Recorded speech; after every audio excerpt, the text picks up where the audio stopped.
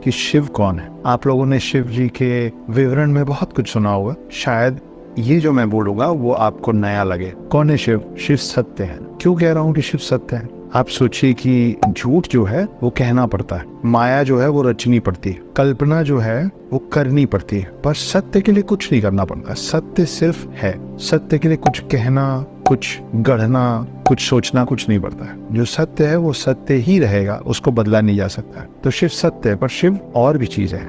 और क्या है शिव? शिव शून्य है। क्यों कह रहा हूँ कि शिव शून्य है? आप सोचिए कि हम भारत देश में रहते हैं। भारत देश जो है वो एशिया में है और गैलेक्सी जो है वो यूनिवर्स में है। ऐसी कितनी गैलेक्सीज हैं और कितने यूनिवर्सेस हैं हमको नहीं मालूम। और माना जाता है कि ब्रह्मांड अभी भी फैल रहा है, मतलब और बड़ा हो रहा है। आप सोचिए कि कभी ऐसा भी तो होगा कि यहाँ कुछ नहीं होगा। मैं अर्थ की बात नहीं कर रहा हूँ, मैं ब्रह्मांड की बात कर रहा हूँ। कुछ नहीं होगा। तो जब कुछ नहीं होगा तो क्या होगा? शून्य होगा। एक समय रहा होगा जब कुछ नहीं रहा, और एक फिर समय आएगा आज से कई हजारों साल बाद, जब आप और मैं नहीं रहेंगे, जब सब कुछ खत्म हो जाएगा, सूर्य बुझ जाएगा, गैलेक्सी तबाह हो जाएगी, यूनिवर्स खत्म हो जाएगा, तो जो बच जाएगा वो क्या होगा? होगा शून्य। वो है शिव शून्य। शिव सत्य है, शिव शून्य है, शिव एक और चीज, शिव अंधकार है। क्यों कह रहा हूँ ऐसा? आप सोचिए कि माचिस की तीली से लेके और सूरज, ये सब कुछ किसी न किसी दिन किसी न किसी पर बुझ जाएगा। माचिस जलते साथ बुझ जाएगा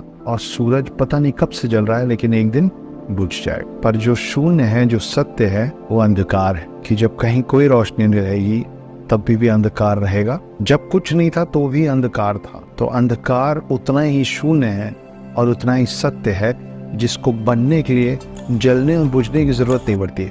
वो बस है। जैसे आपका शरीर है, जो बना है, अभी चल रहा है और एक दिन जलेगा और फिर बुझ जाएगा। शरीर के जलने के बाद वो आत्मा जहाँ पहुंचेगा वो शिव है। तो शिव शून्य है, शिव अंधकार है और शिव ही सत्य है। शिव जी के कई नाम हैं। ज्यादातर नाम हमने सुन रखे हैं, नटराज, कैलाशपति, पशुपतिनाथ, विध्वंसक, विनाशक, भोलेनाथ। पर शिव के बहुत सारे अवतार भी, जैसे हम लोगों को पता है कि विष्णु के दशावतार हैं।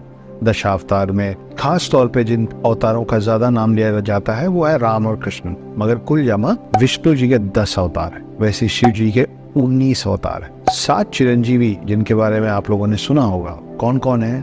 हनुमान, परशुराम, अश्वत्थामा, वेदव्यास, कृपाचार्य, राजा बलि और रावण का भाई विभीषण।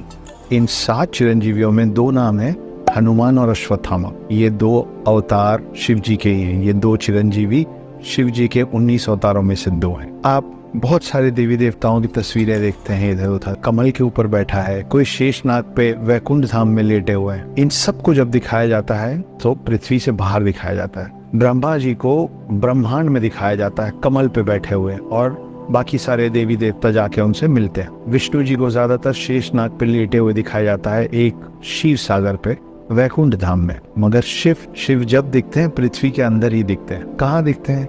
एक पत्थर पे बैठे हुए, कैलाश में। तो जहाँ ब्रह्मा जी, ब्रह्मांड के रचयिता जो निकले शिव से ही, वो कमल पे विराजमान है। जहाँ प्रिजर्वर विष्णु जी एक शेषनाग पे विराजमान है, वहाँ आपके और मेरे शिव एक पत्थर पे विराजमान है। और पत्थर कहाँ होता है? पत्थर होता है कैलाश पर्वत। वो जगह है जिसके कारण उनको कैलाशपति भी कहा जाता है। एक ऐसा रहस्यमय पहाड़ जिसमें कोशिश करने के बावजूद आज तक कोई चढ़ नहीं पाया। माउंट एवरेस्ट कैलाश पर्वत से बहुत ऊंचा है, वहां लोग पहुंच गए, मगर कैलाश पर्वत कोई नहीं चढ़ पाया। ऐसा कहा जाता है कि एक नाम है जो कैलाश पर्वत चढ़ गया, उसका नाम था मिलारेपा। वो एक तिब्बतियन सॉर्सरर थे, एक जादूगर थे तिब्बत से, जो आज से कुछ 900 साल पहले चढ़ते चढ़ते कैलाश पर्वत चढ़ गए थे। क्यों चढ़े थे, कहाँ गए, ये सब किसी को नहीं पता। तो कैलाश पर्वत जो है बहुत ही रहस्यमय जगह है, और उसके रहस्य का जो मूल स्रोत